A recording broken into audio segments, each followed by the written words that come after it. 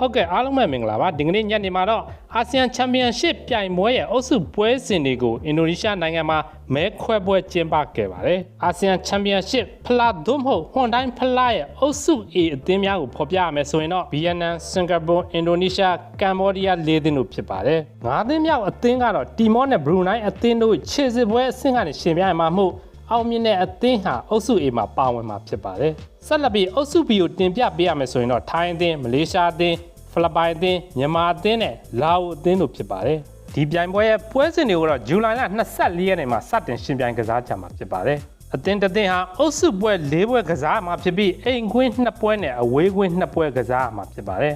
အုပ်စုတစ်ခုစီကအမှတ်အများဆုံး2သင်းဟာဆီမီဖိုင်နယ်ကိုတက်ရောက်မှာဖြစ်ပါတယ်ဆီမီဖိုင်နယ်ပွဲစဉ်တွေကိုလည်းအိမ်ကွင်းအဝေးကွင်းအနေနဲ့ရှင်ပြိုင်ရမှာဖြစ်ပါတယ်ဆီမီဖိုင်နယ်ပွဲမှာအနိုင်ရတဲ့2သင်းကတော့ဘိုလ်လူပွဲမှာကစားမှာဖြစ်ပြီးတတိယနေရာလူပွဲကတော့မရှိဘူးလို့သိရပါတယ်ခင်ဗျာ